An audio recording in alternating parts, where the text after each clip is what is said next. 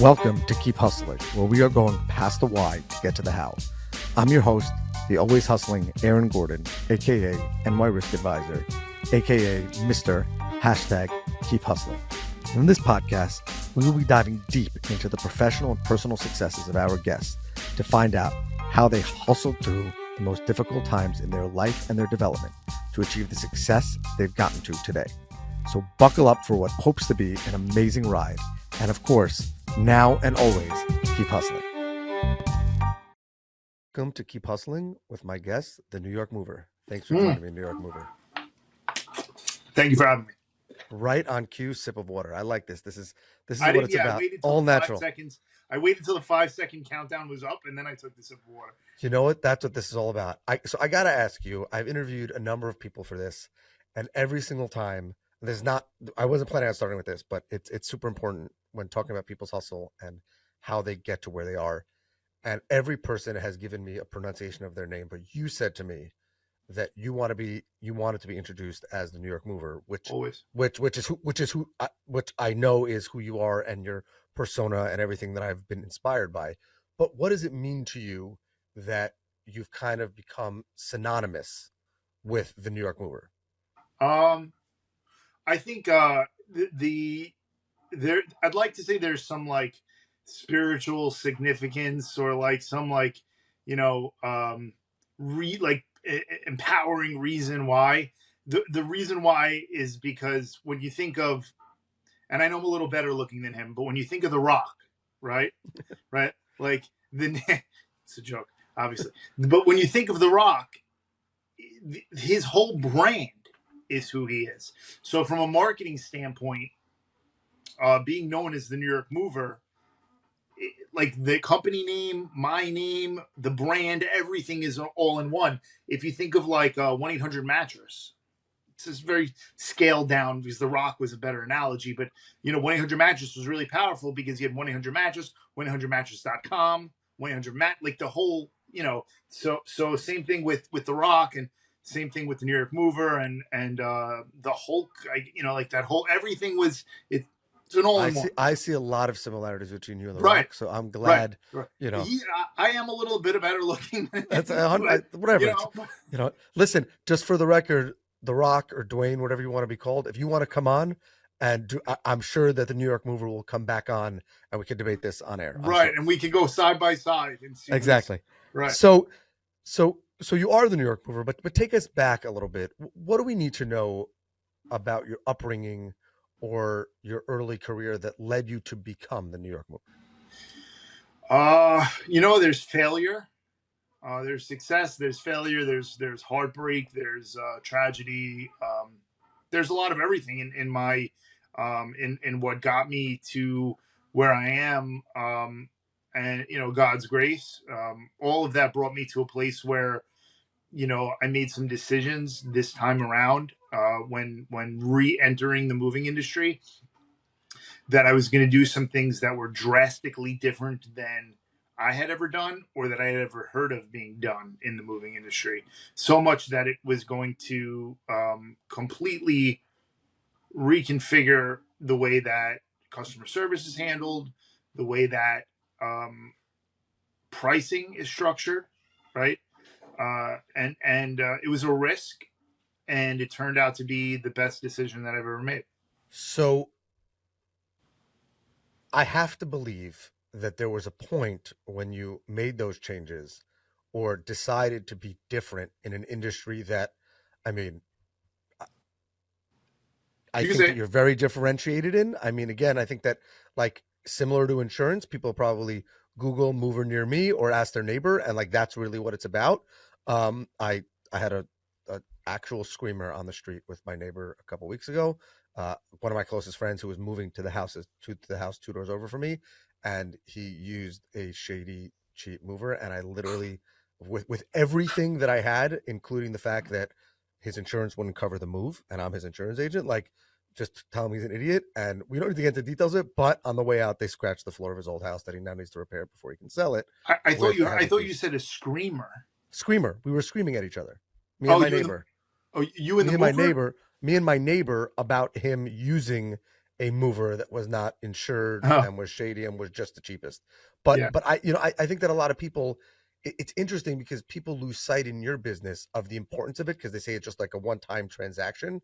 right. But so you decided to be revolutionary. What did that, you had no doubt? You weren't thinking like, what if this, like, how did you hustle through that, like, if I do something different, there's gonna be a lot of naysayers and there's gonna be a lot of trials and tribulations because I'm gonna have to rewrite the script or the path to success.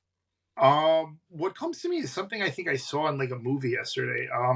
So I forget which movie it was because I watched two. I watched Burnt, which I think it was called Burnt with who's the guy that played with babe, what was the name of that actor from last night?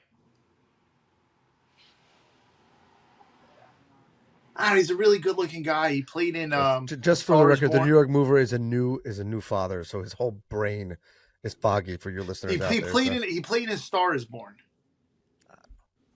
I'm like a really bad movie guy.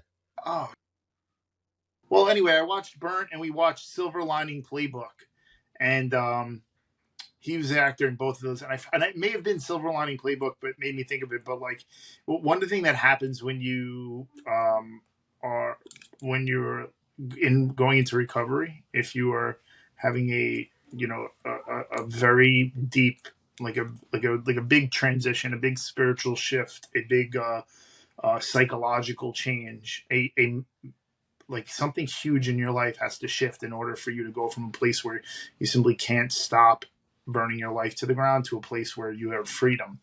It is not something that's done through. It is a very large psychological shift, and one of the biggest things that happens is an abandonment of self, an abandonment of beliefs. What fear, right?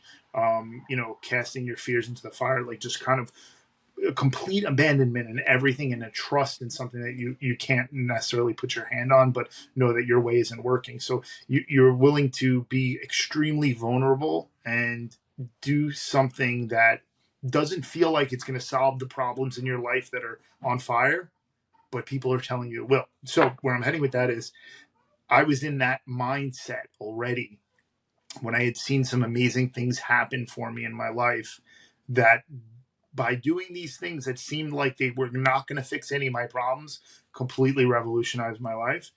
And I took that same approach. I said, I was fearful because obviously, you have financial insecurities and you want to make sure that, you're not going to invest this time and it's going to blow up on you. But I had already put trust and faith in something that I couldn't see or touch, that wasn't actually tangible. And I was like, you know what? If it doesn't work, it wasn't meant to be, you know. And I just I was like, I really have a feeling that this is the way it should be done. Let me just see. And I had a kind of like a fuck it, if it doesn't work, it doesn't work attitude. And there was some other things that lined up. Like we had it was a pretty good market even pre COVID. The couple, a year or two pre COVID, movers were doing quite well, and then COVID movers did extraordinarily well. So like a lot of things I believe played into factored into allowing us to thrive. But ultimately now we're years past COVID, or that pandemic time frame, and it's magnificent. The results are magnificent. I I think it's amazing that you took the lessons of recovery and decided to not limit them to just your personal life, but realizing that all of those things parlay into a professional life as well. And I think that it actually goes back to a lot of what we started with, which is if your identity, and that's not a bad thing, but if you're passionate about what you do professionally, then your personal and professional lives have to mix. That doesn't mean that you don't spend time with your wife and children and family. That's not what I'm saying. But it's just amazing to me that you would make a choice to go so far off of what an industry was doing for generations because of something that you discovered in your personal life. Yeah, I think that's um, that is the key for all areas of success in recovery, in my experience anyway. And I'll elaborate on that. Like, you may have someone. Recovery is not just about like not using drugs or alcohol. There's so many other aspects to recovery. Um, for example, you may have somebody who is stopped using drugs and alcohol, but is burning their life down to the ground financially. Can't seem to put $2 together. Can't save money. Constantly in financial insecurity. Working and feels like they're in this rat race. Rats running on a wheel type of situation. Rat race, yeah, and it's very overwhelming, and life is not pleasant. And there's in my opinion, right, and I only say my opinion because you never know someone's financial situation, but there's something missing, I think. And I'm not saying life's going to change, someone will get rich, right? I'm not saying that. I'm just saying that when you're living, I believe, on a spiritual basis, or when I'm living on a spiritual basis, whether these situations change or my feeling towards the situation changes, one of those two things are going to happen, right? So I don't have to get to work.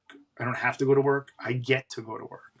I don't have to pay taxes. I get to pay taxes. It's such a small shift in the way in our perception and the way we think, but like when you're like, oh, like it's tax time, and like you have this anxiety, and everything's, and it's like like it's so overwhelming, and you're thinking about your next bill and all this other stuff, and like somehow you're able to have this psychological shift where it's like, I don't have to pay taxes. I get to, like, I have these problems. Like some people don't even have food to put on their plate, right? Like, so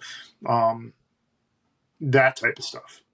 I think I mean, that's really what Keep Hustling is all about. That what I'm trying to do here and learn about, and I believe that every person has a unique story, is that in life, as you said, you there's endless opportunity. And if we look at everything in life as an opportunity, then we might fail at some of those opportunities. We might fall short. Some of them may not work out the way we think they will. But if you're constantly evolving, and not to, steal my punchline or sound corny, but hustling through those moments, then you'll get more at bats. And when you get more at bats, you'll have more success. And when you have more success, you'll see that greater good in your life and everything. So I agree with you. I agree. And I think the taxes example is a great example because you can't pay taxes on money that you don't earn. And so people often, talk about that. We talk about in our business, someone has a big audit because their sales are audited from the previous year for their insurance. And it's like, well, you did 4X your sales from the previous year. That's not most people would like that problem. So I think that Right. it's interesting that you say that one of the things that you learned in a life shift is that there's not problems, there's opportunities. And it's just fascinating to me that then you said, and I'm going to take that and I'm going to turn an industry upside down. Like that's Yeah. Yeah. Um, was it yeah. was it It's scary? Did you ever think maybe this viewpoint is not yeah. going to play out in my professional life? Yeah, I did. And I was $75,000 in debt. It's a good way to start the hustle. Yeah, good way to start the hustle. Yeah, for sure. Yeah, I was $75,000 in debt, and I think that I had said, if it doesn't work, well, let me just back it up. So, in abandoning myself or what was ever going on in my life that wasn't working, I turned off the phones. I closed the business. I walked away completely, and I focused on recovery. Like I started to build the foundation again from the bottom, as if like I tore down the whole house, pulled out the foundation of the house, and started laying the foundation again. Was what I had to do, and with my life, and because I did that, I had already uh, abandoned this fear of finding what would happen if I stopped working and all this other stuff. And I saw that like my life had gotten better, right? Even though I thought, like, how am I gonna, like, whatever, I let go of these fears. So I wasn't sure what I wanted to do at the time. There was a lot of, like, again, the stars aligned. There was a lot of benefit to having a I don't give a attitude towards it, right? Like, I'm going to trust the process. I'm going to trust if I do the right thing, it'll all work out. And if it doesn't work out, it wasn't meant to be. Was there a moment where it clicked for you when you were like, this is actually going to work? Uh, I think even till today, I have imposter syndrome. Like, Well, even till today, I'm just like, things don't go well. And I'm like, like, you don't have this, but like, you don't have, you're not as good as you think you are. Like, I think everybody has that, but yeah. it's saying like meaning like when so let's take one example. What do you think is the biggest difference or the biggest change that you made in the way you guys do moving and the way everyone else does? I know there's like a bunch of different things that you guys do that are different, but like what's the core foundation there? So I think the most important, and I'll start with that before we even talk about pricing, is the customer service policy. I think we spoke about this. If a move is being conducted and we're billing you $300 an hour or $400, let's say $350 an hour, and we're not giving you $400 an hour worth of work, like, you don't feel we're giving you more than we're charging you, you tell us, we stop the clock. We start working for free now at this point. So, like, find me a mover that says to you, can you close that? Oh yeah, thanks. Find me a mover that says to you, if you're not happy with the work we're doing, we'll stop billing you and start working for free. Right? Like, if there is one, I'd like to see it. And it's a Right. very Not we'll stop and we'll walk off. We're gonna no. we're gonna Well, finish it for free. you're going to address what is bothering you about the service that you're being provided, where you don't feel we're exceeding your expectations, and we are going to make every single attempt to fix that situation, right? And until you say yes, you fix the situation, we're not going to be billing you. Right? It's a bold statement. What if somebody decides, like, hey, I want to be not a good person, right? And they're gonna make well, look. Well, think about the guy. Have What you is had it? that? Have you had people who like you I feel had it for the first time 3 weeks ago, and I kid you not, a real estate agent in the real estate industry. so meaning like most people, I assume if they complain like you just dropped my, whatever, your guy just put a hole in my wall, you're like, we're gonna solve that or whatever. But like meaning so for the first time, and how long have you been doing this the new way? Since 2000, for How about many 5 years, moves? How many moves? for about 4 or 5 years now. And how many, just curious how many moves that is around? Yes. Maybe 4 or 5 thousand moves. So 5,000 moves, and for the first time, you think you met a scammer on this policy? Well, That I have new no, faith in humanity. no, no, If no. that's the case, I have new faith in humanity. So we only started using this policy. We only started implementing this policy in the last year to year and a half, right? We didn't have this policy before. We had our pricing structure. We had our video chats. We had a lot of things that we did revolutionary that were very drastically different than we did in the past. But this customer service policy evolved from a statement of the customer is always right and will always fix it to an actual procedure for how we handle it. So That's the instead moment of I want to saying, talk about. That's the moment I was asking about right there. Like, what made you decide I have this idea, it's gonna revolutionize customer service, and it's gonna actualize the customer feeling that they're getting the best service and that they're right and that they're getting what they deserve, and then I'm going to take a huge financial risk yeah. to do it. So it's not as much of a huge financial risk as you'd think, and I'll tell you why. If a customer is unhappy about something, even if they're wrong, and you wait till the end of the move to discuss it, the move is over. It is now whatever the customer feels the right thing to do would be versus whatever the mover thinks the right thing to do would be. And ultimately, if you're in a service business, like I said, when I revolutionarily when I decided I was going to change things, revolutionize the way I had been doing things, um, I made a decision that the customer was always right. That was back 4 or 5 years ago. Um, so no matter what, based on that philosophy, we're going to pay. You're going to pay.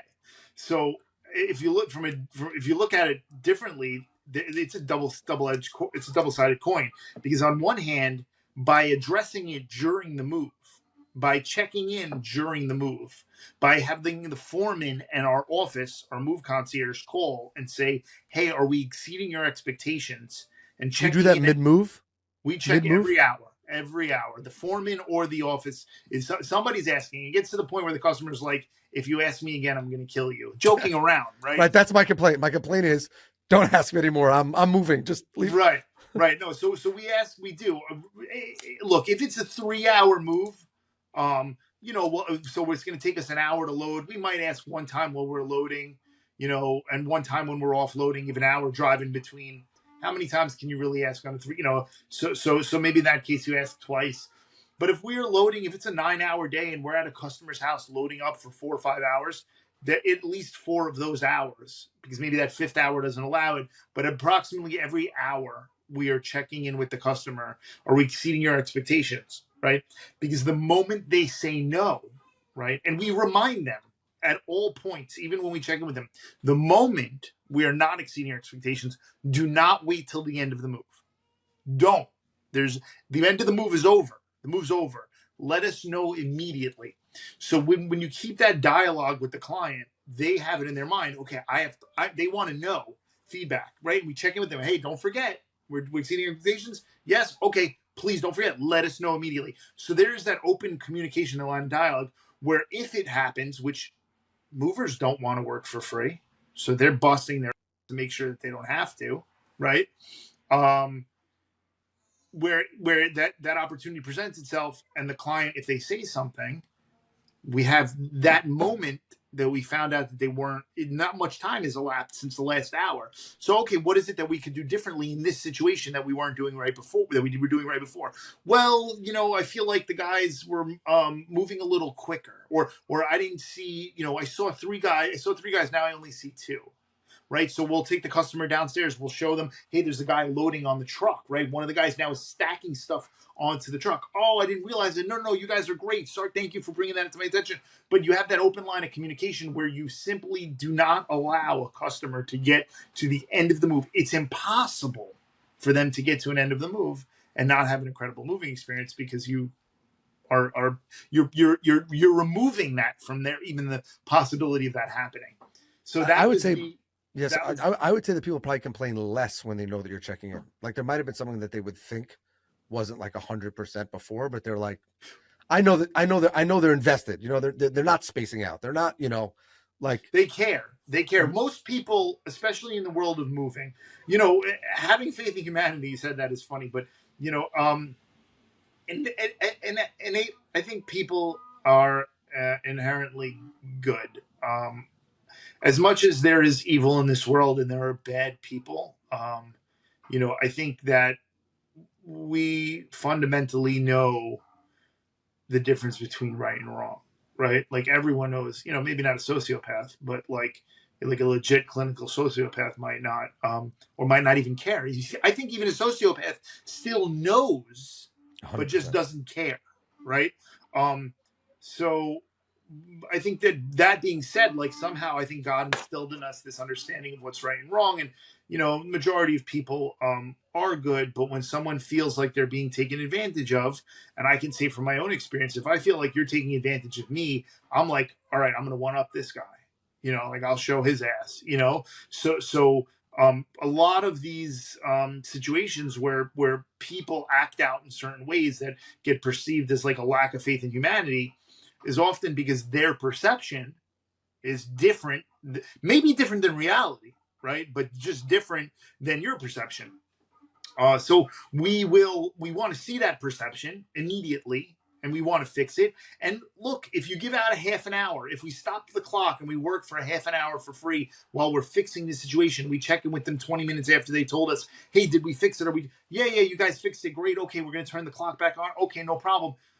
Well, you gave a half an hour. But I can assure you that if you continued working like that, where the customer felt they were not getting what they were paying for, and you waited till the end of the move, and then they were upset, you would have had to give back an hour or 2 hours or 3 hours, right? So, like, by doing that, there's this double-edged coin where you are providing like a service where people are like, holy shit, like I have to hire these guys. Like, there is no way for me to not have an incredible. They will be the best moving experience as long as they honor this policy.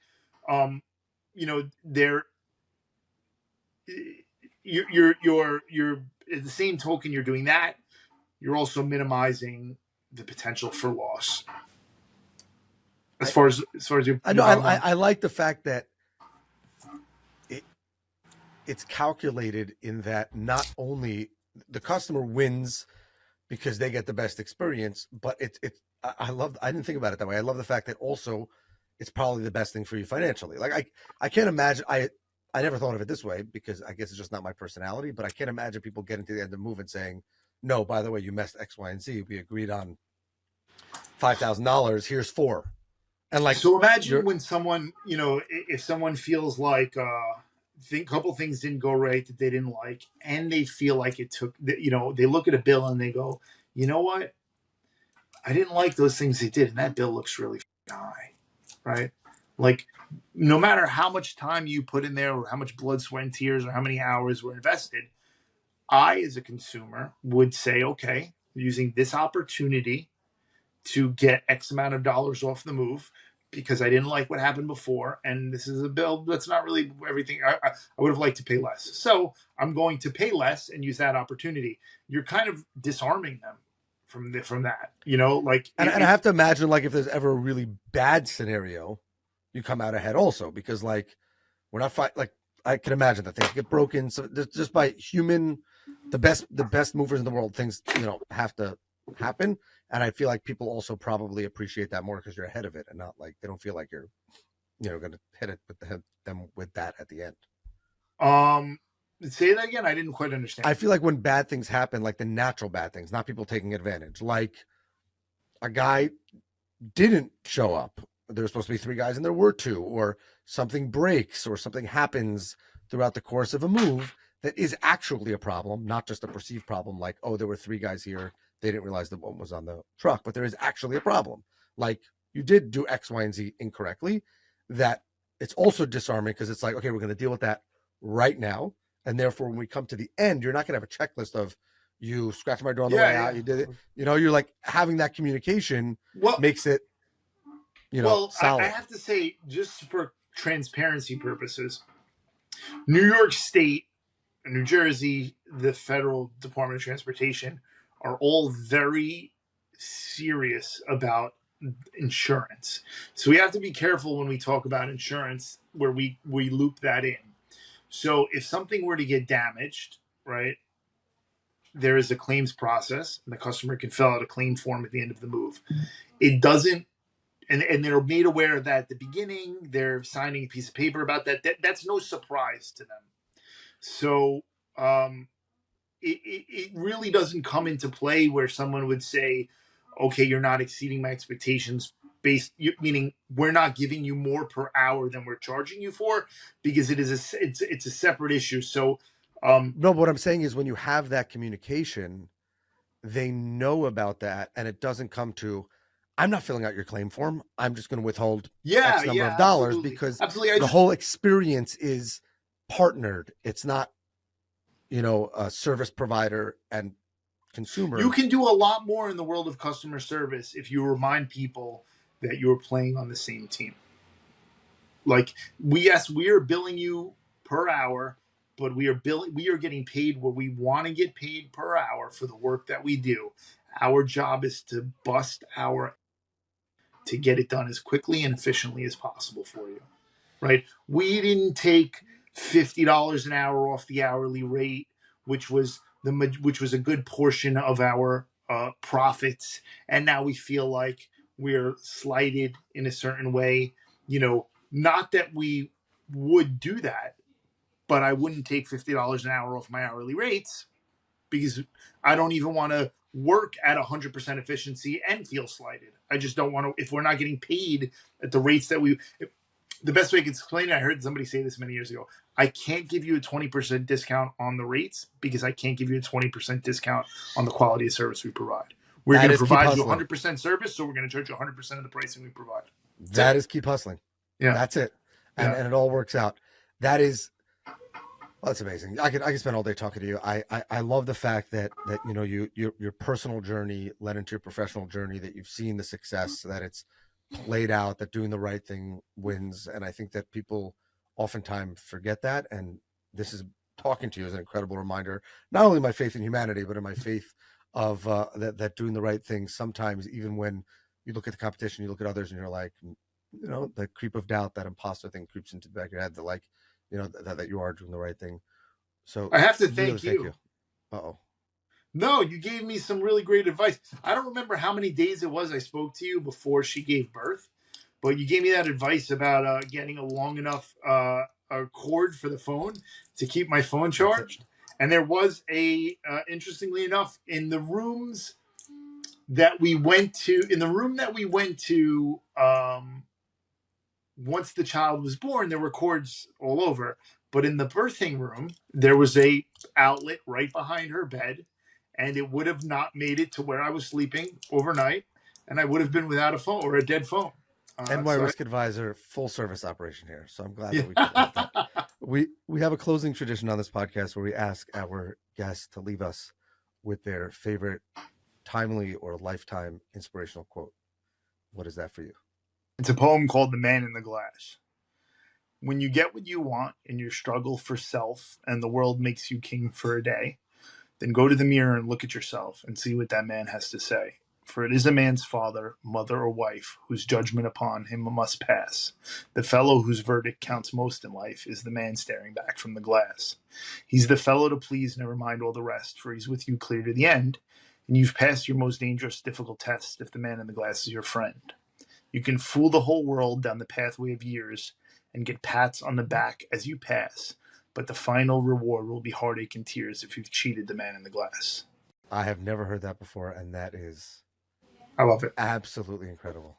And this above all that thine own self be true. I think that's amazing. And your journey, I can say, not that I'm any great person, but I can. No, you are great. That I can imagine that your wife and your baby see the man in the glass and are very proud. And don't make me cry. Your friend. That's it. I'm far from.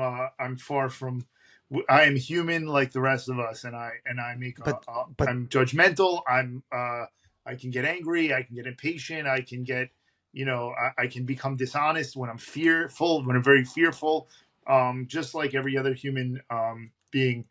But I do have more of an awareness about it now.